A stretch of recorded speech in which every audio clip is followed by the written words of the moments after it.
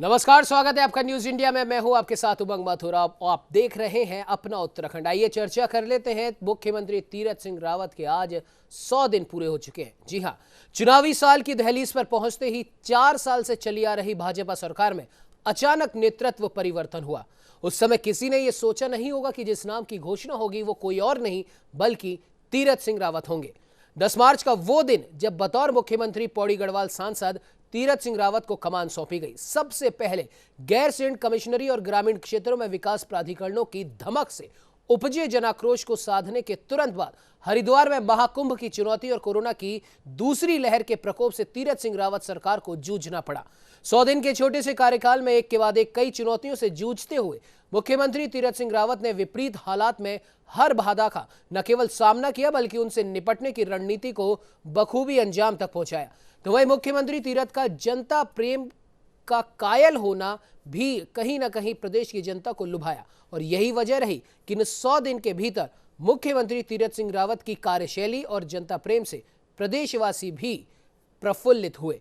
लेकिन साथ ही साथ 100 दिन पूरे होते होते कई इल्जाम भी तीरथ सिंह सरकार पर लगे। फिर भले कुंभ के दौरान कोरोना का प्रसार हो या फिर कुंभ के ही दौरान जो अभी पिछले कुछ दिनों में ही मामला उठा है फर्जी टेस्टिंग के विवाद का, इन तमाम बातों से भी मुख्यमंत्री तीरथ सिंह रावत और उनकी सरकार को दो चार होना पड़ा है।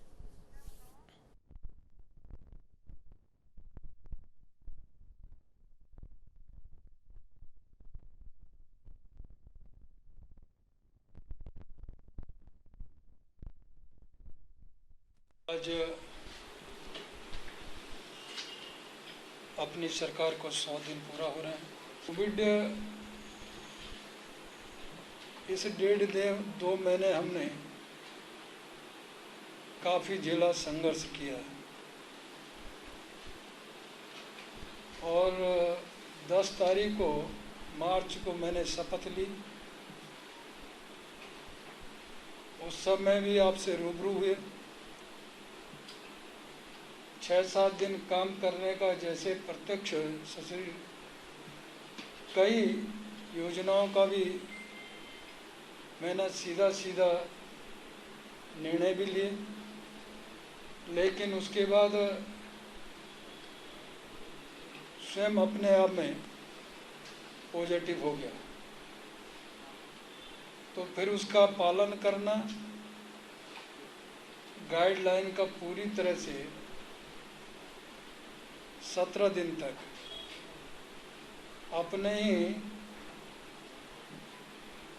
कक्ष से कार्यकाल में जैसे कुंभ को लेकर पहले काफ़ी अफवाहें थी, उन्होंने कुंभ को बड़े शांतिपूर्वक और भव्य तरीके से लोगों को मनाने का मौका दिया। श्रद्धालुओं को वहां पर मौका मिला कि वो स्नान कर सकें। उसके अलावा ये जो माहौल कोविड का चल रहा है, इसके लिए भी उनके द्वारा तमाम प्रयास किए जा रहे हैं। अभी आप माननीय मुख्यमंत्री जी जिस तरह से जो है 6-7 दिन तक उनका बिल्कुल ठीक चला, फिर कुंभ का मेला जिस तरह से हुआ है, उसके बावजूद ये तमाम करीबन जो है 2 महीने कोविड में ही गुजर गए। और कोविड के तहत भी उन्होंने जिस तरह से काम किया है, चाहे वो प्रशासनिक तरह से देख लीजिएगा, चाहे माननीय विधायकगणों से वार्तालाप किया हो, विकास कार्यों से संबंधित अधिकारियों से जो दिशा निर्देश दिए हों, कोविड के इसमें अपने आप भी 17 दिन तक उसमें आइसोलेशन में रहे, उसके बावजूद भी उन्होंने दिशा निर्देश देते गए अधिकारियों को भी, और स्वयं माननीय मंत्रीगण या विधायकगणों से भी वार्तालाप करते रहे। और इसमें जितना 100 दिन के अंतराल में जो काम कर सकते थे, जितना हम आगे बढ़ सकते थे, वो बढ़े।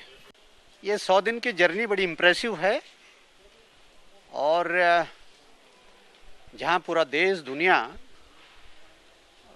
कोविड के सेकंड वेव से जूझ रही थी और उत्तराखंड भी उसमें से था, बावजूद उसके जहाँ एक तरफ कोविड के सेकंड वेव को बहुत इफ़ेक्टिवली मैनेज किया गया, सेकंड वेव को ऑलमोस्ट आज अरेस्ट करने की स्थिति में है, अरेस्ट हुआ है। और साथ ही साथ जो तमाम सारे जन कल्याणकारी कार्य थे, विकास की योजनाएं थी, उसको भी रुकने नहीं दिया। इतने कम दिनों में भारत सरकार के सभी मंत्रियों से मिलना, माननीय राष्ट्रपति उपराष्ट्रपति से मिलना और सारी वहाँ से धनराशि की मांग करके उस धनराशि को लाना, इतने कम समय में इस छोटे से उत्तराखंड को चरमोत्कर्ष पे पहुंचाना ये सबसे बड़ी उपलब्धि है। 100 दिन के अंदर ऐतिहासिक काम हुए हैं। पूरा कोरोना पीरियड एक चैलेंज बन गया था और कोरोना पीरियड में विपरीत परिस्थितियों में काम करके दिखाना ये लेकिन जो उनके रहे हैं वो अभी कम समय कहना चाहिए, उसके बाद अच्छा काम किया है। अगर वो बीच में कोरोना हो गया था तो उसके चक्कर में वो थोड़ा सा रेस्ट में थे, और उसके बाद उन्होंने जो किया कुंभ को लेकर जो अच्छा काम किया है, कुंभ को निपटाया है बड़े अच्छे तरीके से। उसके साथ साथ तो इस पर चर्चा करने के लिए देहरादून से हमारे साथ हमारे संवाददाता विशाल गर्ग लाइव जुड़ चुके हैं। साथ ही साथ बीजेपी के प्रदेश प्रवक्ता विनय गोयल जी और कांग्रेस के प्रवक्ता मथुरा दत्त जोशी जी भी जुड़ चुके हैं। विनय जी, मथुरा दत्त जी, आप दोनों का ही बहुत बहुत स्वागत है न्यूज इंडिया में।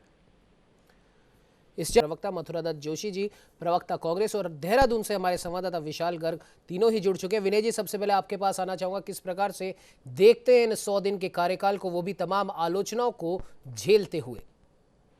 देखिए, जिस प्रकार से कोरोना की विषम परिस्थितियों के बीच माननीय मुख्यमंत्री जी ने कार्यभार संभाला जी, उस समय और जनता की सेवा करते करते वो स्वयं भी कोरोना पॉजिटिव हुए, और उस दौरान भी जिस प्रकार से उन्होंने अपने कोरोना संक्रमण के दौरान भी जिस प्रकार से आइसोलेट होते हुए भी उन्होंने पूरे प्रदेश की जनता की चिंता करते हुए अपना काम जारी रखा, और अब साथ साथ उन्होंने जिस प्रकार से प्रदेशवासियों के लिए और जो कोरोना पीड़ित लोग हैं या कोरोना से जिनको अब भविष्य में बचाया जाने वाला है, उनके लिए जिस प्रकार की योजनाएं उन्होंने बनाई, वो निश्चित रूप से स्वागत योग्य है। और प्रदेश के चहुमुखी विकास के लिए जो कल्पना उनके मन में है उसके आगे बढ़ाने का काम जिस प्रकार से वो कदम दर कदम कर रहे हैं, निश्चित रूप से उत्तराखंड को बहुत आशाएं हैं। और मुझे लगता है कि आने वाले समय में जो उनके दिए गए निर्णय हैं या जो उनके जो काम हैं, वो प्रदेश की जो विकास की गति है उसको बढ़ाने में बहुत ही सहायक सिद्ध होंगे। और जो हेलो जी, बोलिए सर जी। और मुझे लगता है कि जिस प्रकार के चाहे वो वात्सल्य योजना है या हमारे प्रदेश में वैक्सीनेशन का मामला है, युवाओं को वैक्सीनेट करने का मामला है, या जिस प्रकार के सारे निर्णय लिए गए हैं, वो स्वागत योग्य निर्णय है और एक वो आशा की किरण दिखाने वाले निर्णय हैं। जी बिल्कुल विनय जी, बिल्कुल आपने सही कहा। कहीं ना कहीं अब हालांकि कोई भी सरकार हो, किसी भी पार्टी की सरकार हो, आलोचना तो उसकी होती ही है। खैर, अब इस पर भी हम बात कर लेते हैं। मथुरा दत्त जी हमारे साथ वापस से जुड़ चुके हैं। मथुरा दत्त जी, बहुत बहुत स्वागत है एक बार फिर से न्यूज इंडिया में। जी जी मथुरा दत्त जी, आवाज आ रही है मेरी आप तक? जी आ रही है। जी बिल्कुल। मथुरा दत्त जी, किस प्रकार से देखते हैं मुख्यमंत्री तीरथ सिंह रावत के इन 100 दिनों के कार्यकाल को? देखिए, पहले तो भारतीय जनता पार्टी की सरकार का ये 3.25 साल का जो कार्यकाल, 4.25 साल का जो कार्यकाल है, वो घोर निराशाजनक कार्यकाल है। जहाँ तक तीरथ सिंह जी के शासनकाल का सवाल है 100 दिन का, ये और भी घोर निराशाजनक कार्यकाल रहा है। कहीं प्रदेश में इस सरकार की सबसे बड़ी उपलब्धि यह रही है कि कोरोना काल में जो लोग काल कल्पित हुए हैं, दिवंगत हुए हैं, इन्होंने उस आंकड़े को भी छिपाने का काम किया। ये सब आपके सामने, ये आरोप मेरे नहीं है, ये मीडिया में आपके सामने बात आई है, सब जगह आपके सामने बात आई है, चाहे वो हरिद्वार में हो, चाहे वो आज जो ये अब बैक डेटिंग में ला रहे हैं उसका भी आप ये देखिए कि उसमें भी सरकार कह रही है कि इतने आंकड़े, ये इसमें मौतें हमारी बैकलॉग रह गया है, उसमें बैकलॉग की बात, आरक्षण नौकरी में तो बैकलॉग या अन्य जगह बैकलॉग सुना था, यहाँ तो मृत्यु दर में भी ये बैकलॉग की बात कर रहे हैं ये सरकार। और जिस तरीके से कल फर्जी RT-PCR हरिद्वार का मामला सामने आया है और उसमें पूर्व मुख्यमंत्री जी कुछ कह रहे हैं और वर्तमान मुख्यमंत्री जी कुछ कर रहे हैं, जिस तरीके से वर्तमान मुख्यमंत्री जी ने पल्ला झाड़ने का काम किया है, और वो निश्चित रूप से निंदनीय है, क्योंकि मुख्यमंत्री तो भारतीय जनता पार्टी के हैं, कांग्रेस का मुख्यमंत्री तो था नहीं पहले, ये त्रिवेंद्र सिंह जी भी बीजेपी के मुख्यमंत्री थे। तो कहीं पर भी न रोजगार के बारे में कोई बात हुई। आज कोरोना की वजह से, कोरोना संकट की वजह से प्रदेश का पूरा कारोबार, पूरा व्यापार, पूरी आर्थिकी चौपट हो गई है, चरमरा गई है। चाहे होटल इंडस्ट्री हो, चाहे वो छोटे व्यापारी हो, मझोले व्यापारी हो, चाहे वो इंडस्ट्री का मामला हो, एसएमएमई का मामला हो, और आपके रोजगार, नए रोजगार के सृजन की बात हो। मथुरा जी माफ कीजिएगा, बीच में आपको इंटरप्ट कर रहा हूं। एक बार को मान लेते हैं इस पूरे कोरोना संकट के काल में कांग्रेस की सरकार अगर होती, तब आप क्या करते? क्या ये समस्याएं आपके सामने नहीं आती? भले वो रोजगार का मामला हो। सुनिए सुनिए सुनिए सर, सुनिए। कोरोना के काल में सिर्फ उत्तराखंड ही नहीं बल्कि पूरे देश में यही हालात है। भले ही किसी भी राज्य में किसी भी पार्टी की सरकार हो, वहां पर आर्थिक स्थिति चौपट हुई है। ये हर राज्य की बात है, ऐसा नहीं है कि सिर्फ उत्तराखंड में हुई है। राजस्थान में देख लीजिए, यहाँ पर कांग्रेस की सरकार है, छत्तीसगढ़ में कांग्रेस की सरकार है, नीचे साउथ में चले जाइए, महाराष्ट्र में आप देख लीजिए, वहां पर तो मिली जुली सरकार है। तो कोरोना की वजह से ये सारी चीजें हुई हैं, तो ये अकेले उत्तराखंड में तो हुई नहीं है, ये पूरे देश में हुई है। आप शायद मेरी पूरी बात नहीं समझे हैं, उसके बीच में ही सवाल कर दिया आपने। मैं पूरी बात कर लूं तो जी बिल्कुल बोलिए। मेरा मंतव्य क्या है कहने का? जी बोलिए। एक तो सरकार ने कहीं पर भी, आप ही बता दीजिए ना कि कौन क्या उपलब्धि है भी इस सरकार की। चलिए जी, उपलब्धियों की बात हम नहीं कर रहे।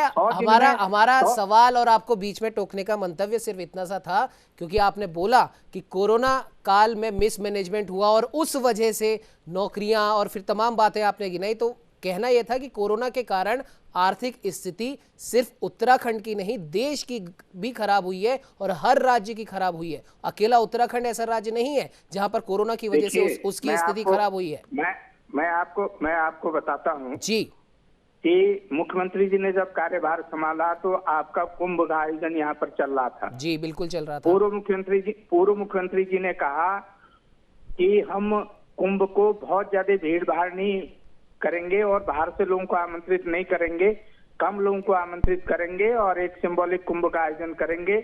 माननीय मुख्यमंत्री जी ने आते ही, शपथ लेते ही 10 मार्च को बयान दे दिया कि सब ओपन रहेगा, सब लोग आ सकते हैं। जी आपने देखा होगा जब माननीय उच्च न्यायालय ने कहा कि 72 घंटे की RT-PCR लाएंगे, तब जाके कुंभ में थोड़ा सा उसकी चेकिंग की बात आई। जी तो सरकार ने, मेरा कहने का मतलब यह है कि 100 दिन में कोई भी ऐसा निर्णय नहीं लिया जिससे हम कह दें कि ये प्रदेश किसी स्थिति में तो संभल कर सामने आया हो। कहीं पर की कोई उपलब्धि तो इनकी रही। मैंने इसलिए कहा कि इनकी उपलब्धि ये रही, इनके मंत्रियों ने बता दी इनकी उपलब्धि। अगर गणेश जोशी का आप बयान देखेंगे, जो उन्होंने कहा कि अगर हमारी पुरानी सरकार ने काम किया होता तो आज हमको इतनी मेहनत करनी नहीं पड़ती, एक बात। दूसरा, हरक सिंह जी का जो बयान आया कि जो अपने भांजे को लेके वो दर दर भटकते रहे, उनको एक चारपाई नहीं मिल पाई, एक बेड कहीं पर नहीं मिल पाया किसी भी अस्पताल में, क्या इसलिए ये सरकार की उपलब्धि है? मैंने कहा कल मुख्यमंत्री जी ने एक पत्रिका जारी की है कि झूठ का पुलिंदा आप क्यों जारी कर रहे हो? सरकार को ये कहना चाहिए कि निश्चित रूप से कोरोना संकट काल चल रहा था, उसमें हमको ये दिक्कतें आई, इसलिए हम कोई प्रगति नहीं कर पाए। अब हम नए सिरे से, क्योंकि कोरोना का संक्रमण अब कम हुआ है, अब हम नए सिरे से इस प्रदेश के विकास को नए आयाम देंगे। तो बात गले उतरने की थी, वो बात सबके समझ में आती, आपके भी, हमारे भी, विनय भाई के भी, सबके समझ में आती। चलिए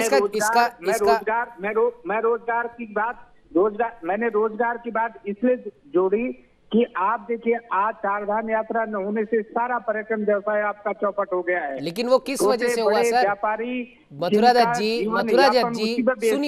जी सुनिए, अगर वो चारधाम यात्रा नहीं हो रही है तो वो किस वजह से नहीं हो रही? नहीं, कोरोना की वजह से नहीं हो रही है ना। तो उसमें मुख्यमंत्री जी क्या करेंगे? अब आप बताए उपलब्धि क्या है, फिर मुख्यमंत्री जी की आप ही बता दीजिए, आपने डिबेट रखी है।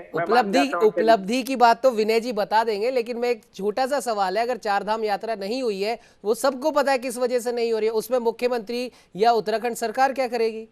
अभी कुंभ आप कुंभ पे सवाल उठा रहे थे, अभी थोड़ी देर पहले कुंभ पे आप सवाल उठा रहे थे। मान लीजिए आपने ही कहा है, मैंने नहीं कहा, आप कह रहे हैं कि चारधाम यात्रा ना होने की वजह से कितनी ज्यादा दिक्कतें हो रही हैं, जिन लोगों का व्यवसाय चारधाम यात्रा पर निर्भर था। तो जाहिर सी बात है, जब कुंभ पे आपने सवाल उठा दिए तो चारधाम यात्रा भी कोरोना की वजह से ही तो कैंसिल की गई है। उसमें अगर नहीं कैंसिल करते, वो चालू करवा देते, तो फिर आप सवाल उठा देते कि देखिए कोरोना का खतरा चल रहा है, आपने चारधाम यात्रा शुरू कर दी। मेरा फिर सवाल है कि जो लोग चारधाम यात्रा से प्रभावित हैं जी, क्या सरकार ने उनके पुनर्वास या उनकी आर्थिकी को मजबूत करने के लिए इसका जवाब ले लेते हैं। सरकार ने नीतिगत मामला तय किया कि उन बिल्कुल। लोगों को हम ये चीज सरकार इसका की तरफ जवाब से ले मदद लेते हैं देंगे। मथुरा जी। विनय गोयल जी लगातार बने हो, उसके बाद विशाल के पास भी जाना है। विनय गोयल जी, क्या कुछ जवाब देना चाहेंगे? नहीं, देखिए, मथुरा दत्त जोशी जी अपना काम, चूंकि वो विपक्षी दल के प्रतिनिधि हैं, तो निश्चित रूप से सरकार पर सवाल खड़े करना उनकी जिम्मेदारी है। और सरकार, हालांकि उनकी पार्टी आज तक ये तय नहीं कर पाई कि उनकी पार्टी सर, के सवाल का प्रवक्ता जवाब कौन है। सर, सवाल का जवाब, सिर्फ सवाल का जवाब। हाँ, लेकिन मैं ये कहना चाहता हूं कि भारतीय जनता पार्टी ने सभी क्षेत्रों में जिस प्रकार से संवेदनशीलता के साथ काम किया है, चाहे जो कोरोना से प्रभावित हुए लोग रहे हों, चाहे उनके परिवार हो, सबके लिए जो संवेदनशीलता से, अगर माननीय उच्च न्यायालय अभी ये चारधाम यात्रा शुरू करने की इजाजत नहीं दे रहा या अभी वो उचित नहीं समझ रहा, तो और उसके बावजूद भी क्या मथुरा दत्त जी चाहते हैं कि चारधाम यात्रा प्रारंभ? नहीं सर, सीधा सा सवाल है विनय जी, सीधा सा सवाल है। कोरोना की वजह से सबको पता है चारधाम यात्रा क्यों कैंसिल की गई, लेकिन उस यात्रा की वजह से जिनके भी परिवारों को असर पड़ा है, उनके पुनर्वास के लिए या उनकी आजीविका के लिए क्या कुछ किया है? मथुरा दत्त जी ये पूछ रहे हैं। नहीं, देखिए, जो भी हमारे प्रदेश के जो हमारे सफेद कार्ड धारक हैं, उन सबको प्रदेश सरकार और केंद्र सरकार मिलकर उनको निःशुल्क राशन की व्यवस्था कर रही है। चीनी की भी निःशुल्क देने की व्यवस्था पहली बार हमारी सरकार ने की है, तो वो सारी चीजें कर रहे हैं। और जहां जहां भी जो लाइसेंस फीस में छूट देने का मामला है, या जो परिवहन व्यवसाय से जुड़े हुए लोग हैं उनको टैक्स में छूट देने का मामला है, उन सारे विषयों पर संवेदनशीलता के साथ सरकार विचार करके उस पर छूट प्रदान करने का काम सरकार ने किया है। जी ठीक है विनय जी। अब हालांकि सवाल के जवाब शायद पूरे नहीं मिल पाए होंगे मथुरा दत्त जी को, लेकिन कोई बात नहीं। विशाल गर्ग हमारे साथ लगातार बने हुए। विशाल, आपने मथुरा दत्त जी की भी बात सुनी, आपने विनय जी की भी बात सुनी, क्या कुछ कहना चाहेंगे आप?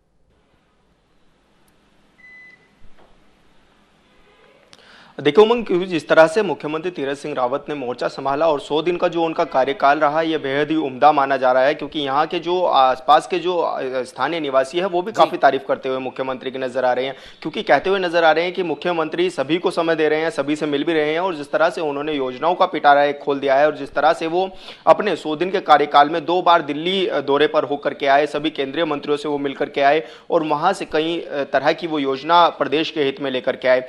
तो ऐसे में क्योंकि प्रदेश की जो जनता है वो काफी सराहना करती हुई मुख्यमंत्री तीरथ सिंह रावत की नजर आ रही है उमंग, और ऐसे में क्योंकि जो कई योजनाएं उनके द्वारा दी गई, जिस तरह से वात्सल्य योजना, क्योंकि उत्तराखंड में सबसे पहले वात्सल्य योजना का शुभारंभ कराया गया, और जिस तरह से इस योजना को प्रोवाइड कराया गया, तो कहीं ना कहीं यहाँ के जो लोग हैं वो काफी सराहना करते हुए नजर आ रहे हैं। उनका कहना है कि जो ऐसे बच्चे हैं जिन्होंने अपने माँ बाप को खो दिया कोरोना महामारी में, तो उनके लिए कहीं ना कहीं अब सरकार चिंतित है, सरकार उनके परिजन का काम एक तरह से करेगी, और जब वो 21 साल से ज़्यादा के हो जाएंगे, जब वो नौकरी के लिए भी अप्लाई करेंगे, तो तब भी सरकार उनको 5% का आरक्षण देगी।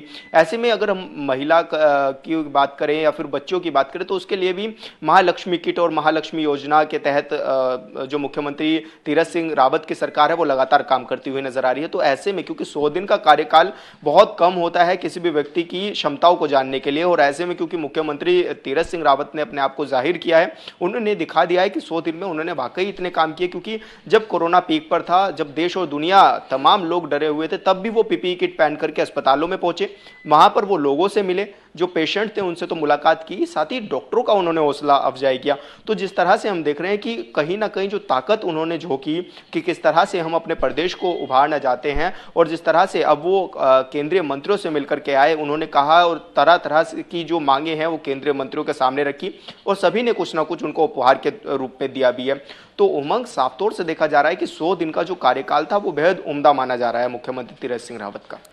जी ठीक है विशाल, बने रहिए हमारे साथ। मथुरा दत्त जी भी लगातार हमारे साथ बने हुए हैं। एक फाइनल कमेंट मथुरा दत्त जी आपसे चाहेंगे।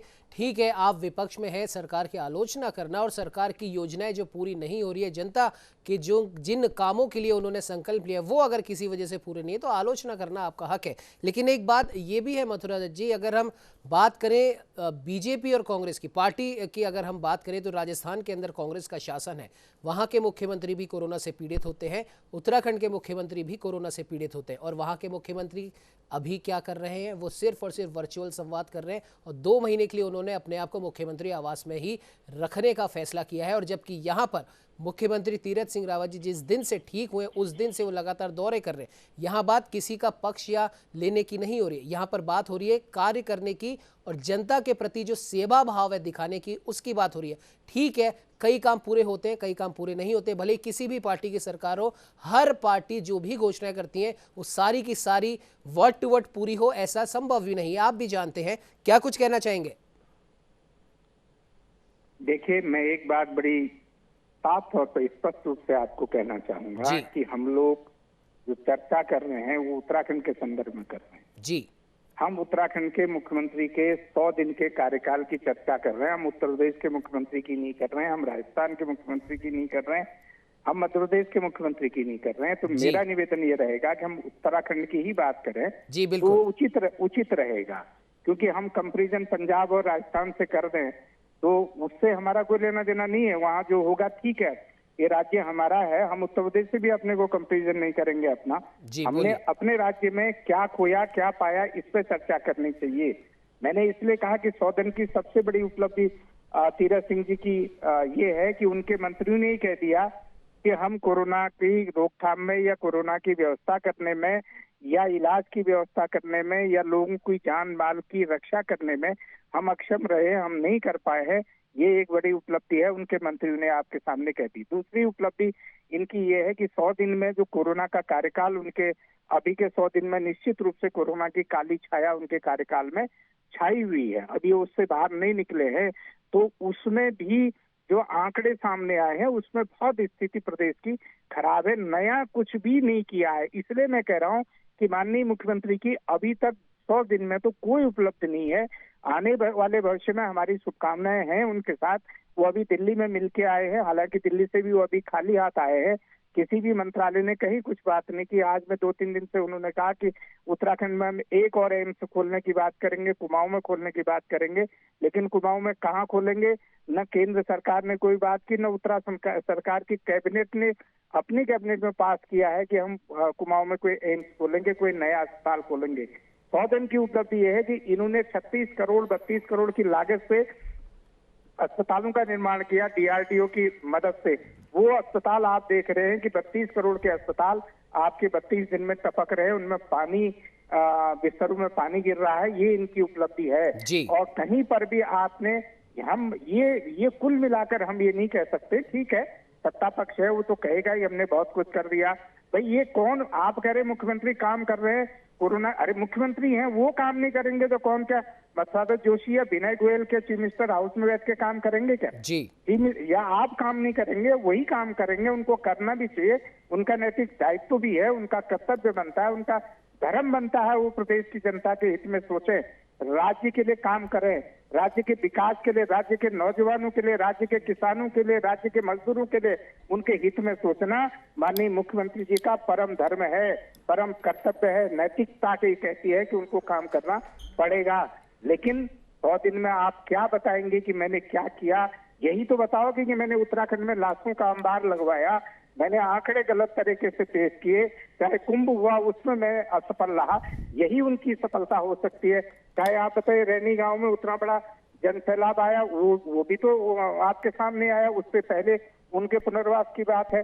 आप जो हेलो आवाज आ रही? जी बिल्कुल आ रही, बोलिए। जिन 365 गांवों का पुनर्वास होना है उनके लिए कोई सरकार की कोई नीति अभी तक नहीं बन पाई है। और मैंने इसलिए कहा ना, पूरी सरकार का, हम तीरथ सिंह जी को ही नहीं कह रहे, ये पूरी भाजपा का जो 5 साल का कार्यकाल रहा है वो बहुत निराशाजनक कार्यकाल है। इस लोगों की भावनाओं में इन्होंने कुठाराघात करने का काम किया है, लोगों को प्रताड़ित करने का काम किया, लोगों को झंझट में डालने का काम किया, हर वर्ग के लोगों को, चाहे व्यापारी, देखिए ये पहली उपलब्धि उनकी थी, यहाँ के प्रदेश के व्यापारियों को सड़क पर उतरकर आंदोलन करना पड़ा कि हमारी दुकानें खुली, हम भुखमरी के कगार में आ गए हैं। आप सरकार निर्णय ले, सरकार होती इसलिए है कि उनको निर्णय लेना पड़ेगा, उनको जिम्मेदारी से काम करना पड़ेगा। मंत्री कुछ कह रहे हैं, विधायक कुछ कह रहे हैं, मुख्यमंत्री जी कुछ कह रहे हैं, इससे बड़ी और क्या उपलब्धि इस सरकार की हो सकती? चलिए मधुराज जी, खैर अब देखने वाली बात है, विपक्ष है, विपक्ष तो आलोचना करेगा ही और सत्ता पक्ष अपने काम जरूर गिनाएगा, लेकिन खैर देखने वाली बात है कि 100 दिन के कार्यकाल में कई ऐसी योजनाएं, और जानकारी के लिए मैं बता दूं कि खुद मुख्यमंत्री ने ये कहा है कि घोषणाओं को तभी पूरा माना जाएगा जब वो धरातल पर दिखाई देंगे। और उन्होंने ही ये निर्देश भी दिए कि अपूर्ण योजनाओं के बारे में कार्य प्रगति जैसे शब्दों से परहेज करिए। खुद मुख्यमंत्री ने कहा है कि सिर्फ और सिर्फ घोषणा कर दी है, उसे योजना ना माने, जब वो पूरी हो जाए तब उसके बारे में बताइए। खुद मुख्यमंत्री तीरथ सिंह रावत ने कहा है। और दूसरी बात, कुंभ की आप बात कर रहे हैं, 1 लाख जो भी फर्जीवाड़ा हुआ इन टेस्ट के अंदर, उस पर भी जांच मुख्यमंत्री ने ही बिठाई है, वो किसी और ने नहीं बिठाई, किसी कांग्रेस के व्यक्ति ने नहीं बिठाई। खैर, ये चर्चा यूं ही लंबी होती चली जाएगी, क्योंकि जाहिर सी बात है विपक्ष आलोचना करेगा, पक्ष अपनी तारीफ करेगा। लेकिन फिलहाल इस चर्चा में इतना ही। मथुरा दत्त जी आपका, विनय गोयल जी आपका और विशाल आपका भी हमारे साथ जुड़ने के लिए बहुत बहुत धन्यवाद। तो आपको बता दें कि मुख्यमंत्री तीरथ सिंह रावत के 100 दिन का कार्यकाल यहां पर पूरा हो चुका है। खैर, सबके पास बोलने की अपनी अलग अलग बातें हैं। जैसा कि हमने पहले भी कहा, विपक्ष तो आलोचना करेगा और पक्ष अपनी तारीफ करेगा, लेकिन जनता जनार्दन जिन्होंने भी देखा है मुख्यमंत्री तीरथ सिंह रावत को कोरोना से ठीक होने के तुरंत बाद अलग अलग जिलों का, अलग अलग गांव का दौरा करते हुए, वो जनता क्या कुछ सोचती है वो आने वाले समय में पता पड़ेगा। फिलहाल इस चर्चा में इतना ही। देश दुनिया की तमाम खबरों को देखने के लिए आप बने रहिए हमारे साथ और देखते रहिए न्यूज़ इंडिया।